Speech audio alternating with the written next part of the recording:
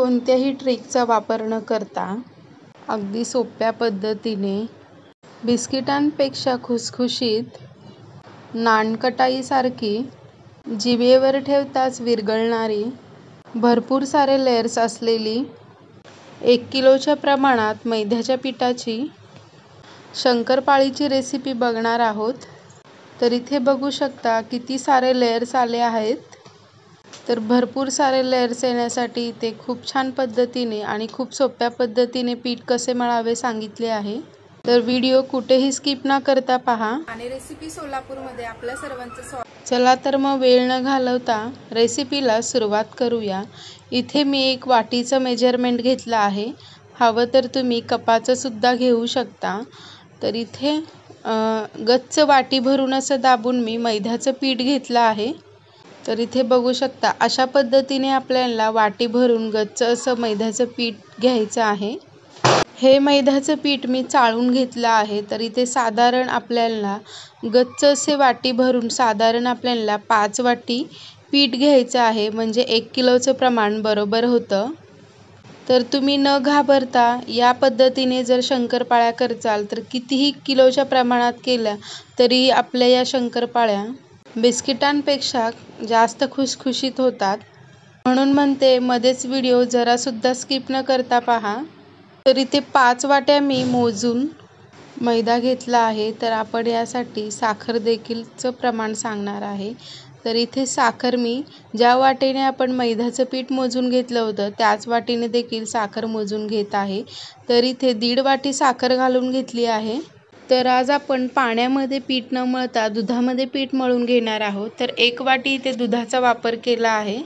तर इथे मी 1 किलोच्या प्रमाणाला डालडा किती वापरायचा ते देखील इथे सांगत आहे। 1 किलोच्या प्रमाणाला 1 वाटी डालडा इथे पुरेसा असतो। साधारण 200 ग्रॅम एवढा डालडा घ्यायचा आहे। तर इथे बघा 200 ग्रॅम एवढा डालडा घेतला आहे। डालडा आपला घट्टसर आहे। तर एका आपल्याला भांड्यामध्ये हा डालडा गरम करून घ्यायचा आहे। गॅस इथे मी पेटवला आहे आणि डालडा आपला छान मेल्ट होत आला आहे। तर दुसऱ्या गॅसवर साखर आणि दुधाचं मिश्रण जे आहे ते देखील गरम होण्यासाठी ठेवलं आहे। साखराचा आपल्याला पाक वगैरे करून घ्यायचं नाही। साखर आपल्याला या दुधामध्ये फक्त विरघळेपर्यंत गरम करून घ्यायचा आहे। तर इथे बघू शकता आपला डालडा देखील गरम झाला आहे। डालडा आपल्याला कडकडीत गरम करून घ्यायचा आहे। थोडंसं मैद्याचं पीठ त्यावर घालून घ्यायचं आहे, म्हणजे आपल्याला कळतं की डालडा आपला छान कडकडीत गरम झाला आहे का। तर या मैद्याच्या पिठामध्ये मी थोडंसं मीठ घालून घेतलं आहे आणि कडकडीत गरम केलेला जो डालड्याचं मोहन आहे ते डालड्याचं मोहन आपण या पिठामध्ये घालून घेणार आहोत। तर इथे बघू शकता परातीमध्ये घालताना डालड्याला छान असं फसफसून पीठ बाहेर येत आहे, म्हणजे आपलं हे मोहन जे आहे अगदी परफेक्ट असं गरम झालं आहे। सुरुवातीला डालडा खूप गरम असल्यामुळे एखादा चमचा किंवा पळी घ्यायची आहे आणि पळीच्या साहाय्याने डालडा आपल्याला मैद्यामध्ये संपूर्णपणे मिक्स करून घ्यायचा आहे। तर इथे बघू शकता अशा पद्धतीने मी पळीने हा डालडा मिक्स करून घेत आहे मैद्यामध्ये।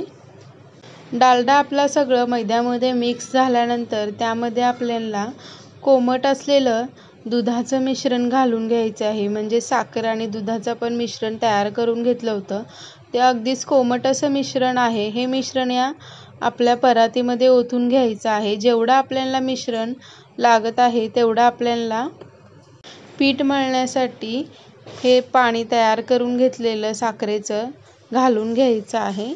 तर सुरुवातीला चमच्यानेच मिक्स करायचं आहे, त्यानंतर हाताने मिक्स करायचं आहे। तर इथे बघू शकता हाताने मी आपलं हळूहळूपणे दाब देत आपलं शंकरपाळ्याचं पीठ मळून घेत आहे। तर शंकरपाळ्याचं पीठ मळत असताना तर इथे बघू शकता किती सारे क्रॅक्स या पिठावर दिसत आहे। जेव्हा या पिठाला भरपूर सारे क्रॅक्स येतात ना तेव्हाच आपली शंकरपाळी बिस्किटांपेक्षाही खुसखुशीत अशी होते। तर इथे बघू शकता पिठाला थोडंसं आणखीन कोरडपणा आला आहे, म्हणून मी यामध्ये पुन्हा एकदा साखरेचं पाक तयार करून घेतलेलं ते घालत आहे। तर इथे आपल्याला पुन्हा एकदा हळुवारपणे ह्या पिठामध्ये हे सगळे गोळा छान असं मिक्स करून घ्यायचं आहे। एक गोळा होईल इतपत आपल्याला छान मळून घ्यायचं आहे। तर इथे बघू शकता किती सारे क्रॅक्स आले आहेत पिठाला. जेवढं पिठाला क्रॅक छान येतील तेवढेच आपले शंकरपाळ्या खारीसारखे शंकरपाळ्यांना लेयर सुटतात आणि नानकटाईसारखी खुसखुशीत होतात. तर एक गोळा घ्यायचा आहे, एक मोठी पोळी ही एवढा जाड आकाराचा गोळा घ्यायचा आहे. तर इथे मी पाट्यावर थोडंसं हा गोळा मळून घेत आहे.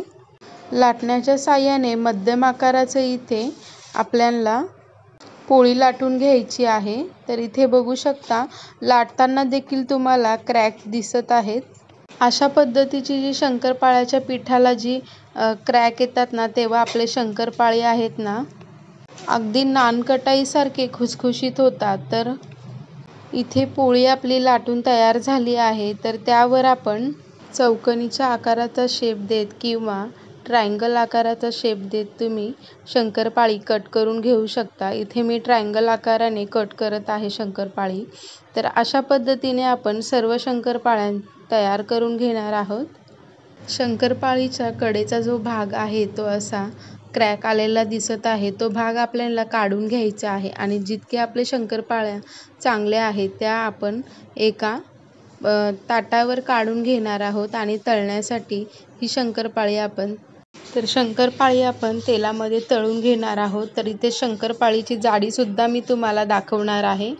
तर अर्धा इंचा एवढी शंकरपाळीची जाडी ठेवली आहे. तर इथे बघू शकता तुम्ही आणि याला भरपूर सारे लेयर्स येतात. कढईमध्ये तेल गरम होण्यासाठी ठेवलं आहे. अगदी छोटंसं असं शंकरपाळ्याचं पीठ कढईमध्ये घालून घेतलं आहे. तेल आपलं छान तापलं आहे. तर इथे बघू शकता शंकरपाळ्या घालताना तेलाला हलके हलके बुडबुडेसे येत आहेत आणि गॅस आपला पूर्ण लो टू मिडियम हीटवर ठेवायचा आहे आणि शंकरपाळी तळून घ्यायची आहे. या पद्धतीने शंकरपाळी तळत असताना तेल गरम करून घ्यायचं आहे. म्हणजे शंकरपाळी तेलामध्ये सोडताना शंकरपाळ्यांना हलके हलके बुडबुडे यायला पाहिजेत. खूपच गॅस मोठा ठेवून जर तुम्ही शंकरपाळी तळत असाल तर आपली शंकरपाळी कच्ची राहते आणि वरूनच ती करपल्यासारखी दिसते. तर इथे बघू शकता मध्यम आचेवर मी गॅस ठेवून शंकरपाळी तेलामध्ये तळत आहे. तर इथे बघू शकता भरपूर सारे लेयर सुटले आहे शंकरपाळीला. आपण कोणतेही त्याला दुमड केली नाही, कोणत्याही प्रकारची ट्रिक वापरली नाही. अगदी साध्या सोप्या पद्धतीने इथे शंकरपाळ्यांची रेसिपी दाखवली आहे. तर इथे बघू शकता एक बाजू शंकरपाळ्याची छान अशी तळून झाली आहे. शंकरपाळी उलटवून घेणार आहोत आणि दुसऱ्या बाजूने देखील आपल्याला शंकरपाळी तळून घ्यायची आहे. शंकरपाळी तळून घेत असताना अगदी 10 मिनिटांमध्ये इथे शंकरपाळी तळून होते. तर शंकरपाळीला अगदीच ब्राऊन रंगाला येऊपर्यंत आपल्याला शंकरपाळी तळून घ्यायची नाही. थोडासा शंकरपाळीचा रंग हलकासा ब्राऊन येऊपर्यंत आपल्याला तळून घ्यायची आहे. तर इथे बघू शकता मध्यम हलकासा ब्राऊन रंगाला येऊपर्यंत शंकरपाळी तळून घेतली आहे आणि आपल्याला शंकरपाळी लगेचच कढईमधनं काढून घ्यायची आहे. कारण की तेलामधून शंकरपाळी काढल्यानंतर देखील शंकरपाळीची जी गरम होण्याची प्रोसेस आहे ती सुरूच असते. थंड होईपर्यंत शंकरपाळी जी आपली असते ना आतपर्यंत तळली जाते. म्हणून इथे अगदीच ब्राऊन रंग न करता पांढरे रंग आले की शंकरपाळी काढून घ्यायची आहे. तर इथे बघू शकता खूप सारे लेयर्स आले आहेत आणि खूप खुसखुशीत अशी शंकरपाळी इथे तयार झाली आहे. तर एक शंकरपाळी मी तुम्हाला तोडून देखील दाखवणार आहे.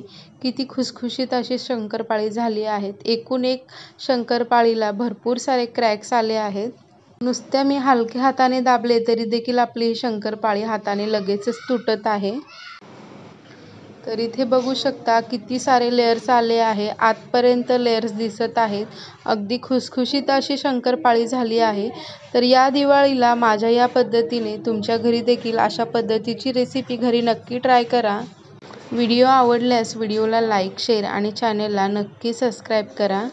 माने रेसिपी सोलापूरचे व्हिडिओ आवडत असेल तर रेसिपीच्या नोटिफिकेशन बटनच्या बेल आयकॉनला प्रेस करून नवनवीन रेसिपी सहज असे मिळवत राहा.